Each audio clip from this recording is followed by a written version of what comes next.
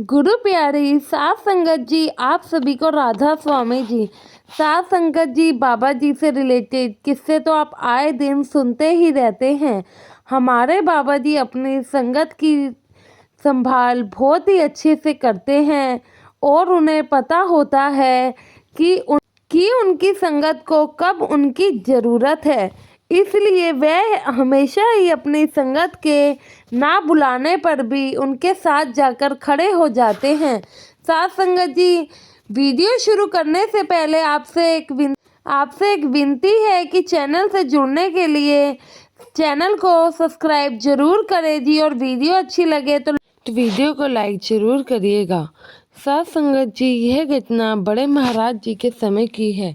उस समय एक बीवी हुआ करती थी जो कि साथ संगत जी काफ़ी बुजुर्ग थी और उन्होंने बड़े हजूर जी से नामदान लिया हुआ था। साथ संगत जी वह हमेशा ही अपने नाम की कमाई करती थी, हमेशा ही भजन सिमरन पर बैठती थी। एक दिन ऐसा होता है जिसकी उस बीवी ने कभी भी कल्पना नहीं करी थी। उसके पास खबर आती है कि बड़े हजूर जी ने चोला छोड़ दिया है, जिस बात से उसको काफ़ी ज़्यादा धक्का लगता है। और यह बात सुनने के बाद वे 1 से 2 साल तक डेरे नहीं गई थी, बस घर में रहकर ही भजन सिमरन किया करती थी और बाबा जी को याद करती थी। लेकिन डेरे या फिर सत्संग घर सत्संग सुनने नहीं जाती थी, क्योंकि उसे इस बात से काफ़ी झटका लगा था और वह ये बात भी एक्सेप्ट कर ही नहीं पा रही थी कि बड़े हजूर ने अब आगे गद्दी संभालने के लिए बाबा जी को चुना है। इसलिए वह 2 साल तक डेरे नहीं गए। साथ संगत जी, हजूर जी का बाबा जी को गद्दी के लिए चुनना, ये फैसला बाबा जी ने साबित करके दिखाया है कि बिल्कुल सही है। इसी तरीके से जैसे ही बाबा जी ने अब आगे हजूर जी को गद्दी के लिए चुना है, तो वह भी ज़रूर हमारी उम्मीदों पे खरे उतरेंगे और यह साबित करके दिखाएंगे कि हजूर जी की तरह बाबा जी ने भी सही फैसला लिया था और सही हाथों में गद्दी सौंपी थी। तो साथ संगत जी, वह बीवी की रूटीन ऐसे ही चल रही थी, बस डेली भजन सिमरन करती थी लेकिन सत्संग या फिर डेरे नहीं जाती थी। तो एक दिन ऐसा होता है कि बीवी का मन करता है कि वह अब इस बार डेरे जाए और वहां जाकर बाबा जी का सत्संग सुने। यह बात वह घर में बताती है, लेकिन उनके बेटे उन्हें मना कर देते हैं क्योंकि उस बीवी की शारीरिक हालत ठीक नहीं थी।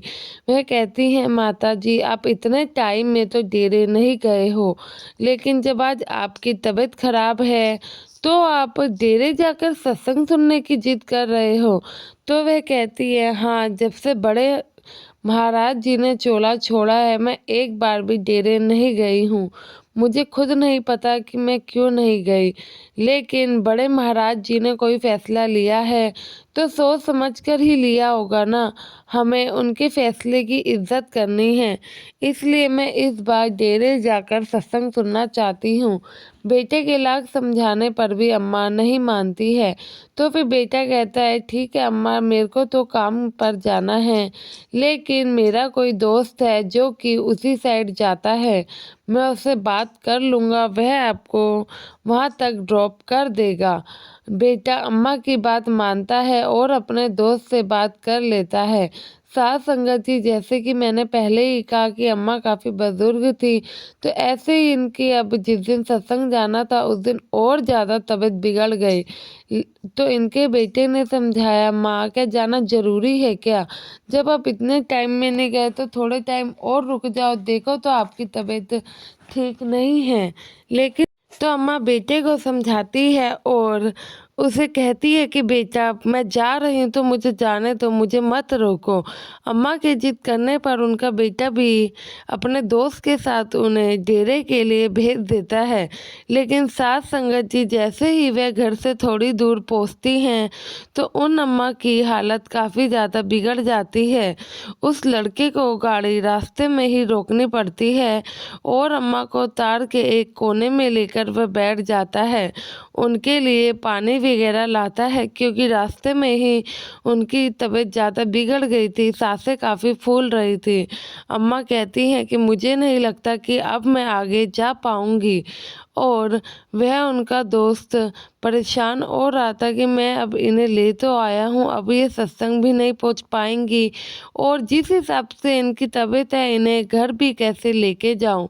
तो साथ संगत जी इधर बाबा जी अपना सत्संग शुरू कर रहे थे।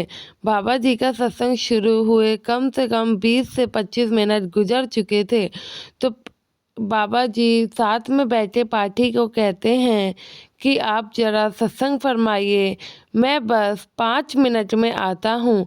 यह कहकर बाबा जी वहाँ से निकल जाते हैं। पाठी साहब भी काफ़ी कंफ्यूज होते हैं, आज तक तो बाबा जी ने ऐसे किसी सत्संग में नहीं किया, तो इस सत्संग में बाबा जी ऐसा क्यों कह रहे हैं।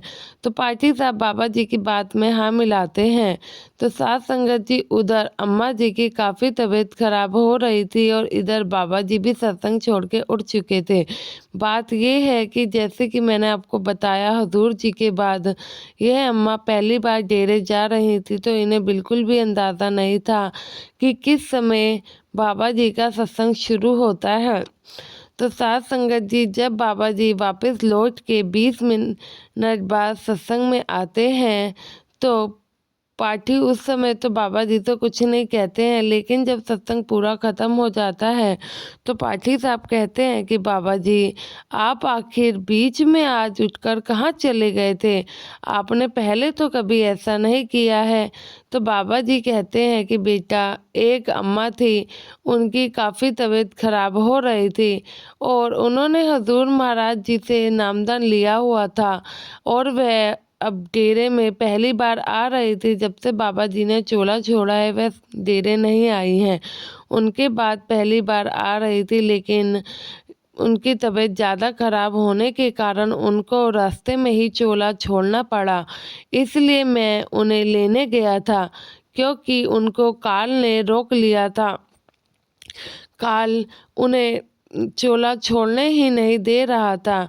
तो फिर पाठी साहब कहते हैं, पाठी साहब बाबा जी से कहते हैं कि बाबा जी फिर ऐसा आपने क्या किया जो उन अम्मा की जान को आपने काल से बचा लिया। तो बाबा जी कहते हैं, बात ये है कि काल ने शर्त रखी थी कि अगर अम्मा के घर से निकले हुए कदम सत्संग घर की तरफ ज़्यादा होंगे तो वह अम्मा को नहीं लेकर जाएगा, लेकिन अगर कदम सत्संग घर से कम होंगे तो वह लेकर जाएगा। उसके कहने का मतलब ये था कि अम्मा रास्ते में रुकी थी, जो रास्ता बचा हुआ था वह अगर ज़्यादा होता तो वह अम्मा को अपने साथ लेकर जाने की जिद कर रहा था, लेकिन अम्मा ने अपने घर से सत्संग घर के लिए काफ़ी ज़्यादा रास्ता तय कर लिया था। बस थोड़ा सा ही रास्ता बचा था जो कि वह पूरा नहीं कर पाई, और जब घर से कदम सत्संग के लिए निकले हों तो कैसे काल बाल भी बांका कर सकता था, इसलिए उन्हें दिक्कत हो रही थी। और बस मैंने तो बड़े हजूर जी का काम किया है, उनकी दिक्कत को बस छोटा सा करके उनको चोला छोड़ने में मदद करी है। तो पाठी साहब कहते हैं, बाबा जी आप धन्य हो। तो बाबा जी कहते हैं, इसमें मेरा कोई हाथ नहीं है, मेरा तो बस काम बड़े महाराज जी का हुक्म मानना है। तो साथ संगत जी बाबा जी ये साबित तो करते ही हैं कि बड़े हजूर जी ने सच में सही फैसला लिया था बाबा जी को गद्दी सौंपकर। और बाबा जी की जो संगत है वह भी बाबा जी से खूब प्यार करती है, बाबा जी को खूब मानती है। तो साथ संगत जी आप भी बाबा जी के भाने में रहिए। आशा करती हूँ वीडियो से कुछ सीख मिला होगा। हमेशा ही बाबा जी की बात मानिए, उनके हुक्म की पालन करिए। साथ संगत जी विदा लेते हैं, अगली वीडियो में आपसे मुलाकात होगी। वीडियो अच्छी लगी है तो लाइक करना ना भूलें, और संगत के अपने इस चैनल से जुड़ने के लिए चैनल को सब्सक्राइब जरूर करें जी। गुरु प्यारी साथ संगत जी आप सभी को राधा स्वामी जी।